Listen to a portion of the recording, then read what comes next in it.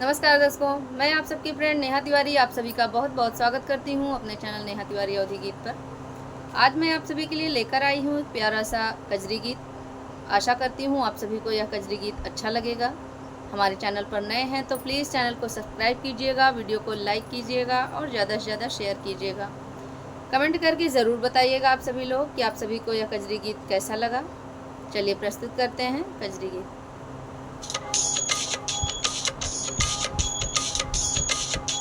भोला बास करई काशी में, गौरा पार्वती संगना। भोला बास करई काशी में, गौरा पार्वती संगना। रिम झिम सावन बरसे, रिम झिम सावन बरसे।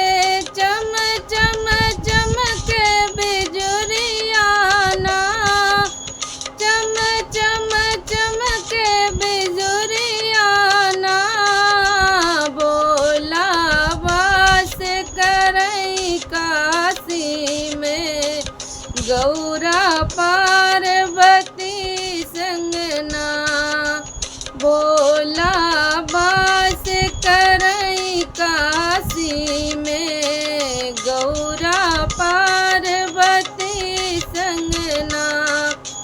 माथे पे शिव के चंदा चमके, माथे पे शिव के चंदा चमके। गंगा मारई लहरियाना, गंगा मारई लहरियाना। भोला बास करई काशी में, गौरा पार्वती संगना। भोला बास करई काशी में, गौरा पार्वती संगना। हाथ में शिव के त्रिशूल जो साजे, हाथ में शिव के त्रिशूल जो साजे। डम डम बाजे डमरुआना, डम डम बाजे डमरुआना।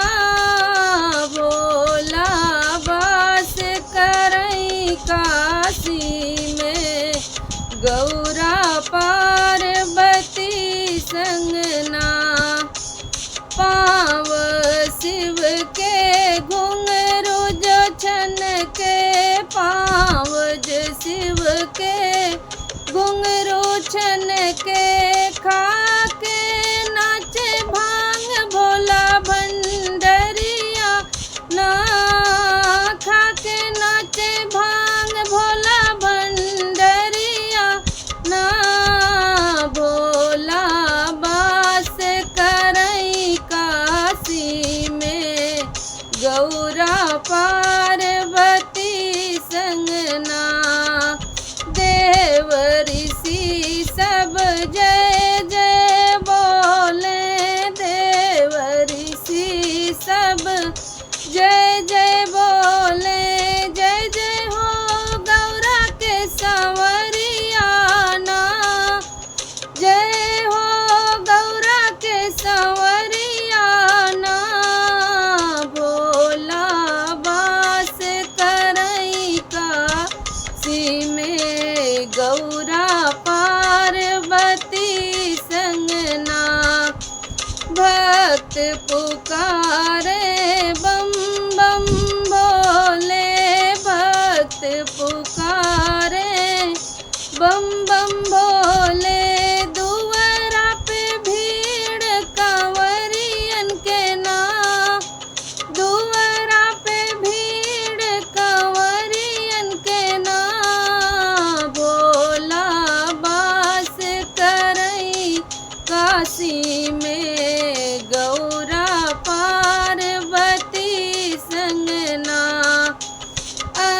पे शिव जी भस्म लगाए, अंग पे शिव जी भस्म लगाए, पहने बाघांबर छलिया ना, भोला वास करई काशी में, गौरा पार्वती संगना, नंदी सवार होके भोले जन निकलई, नंदी सवार होके भोले जन निकलाए, लागे उनको ना नजरिया ना, लागे न उनको नजरिया ना, भोला वास करई काशी में, गौरा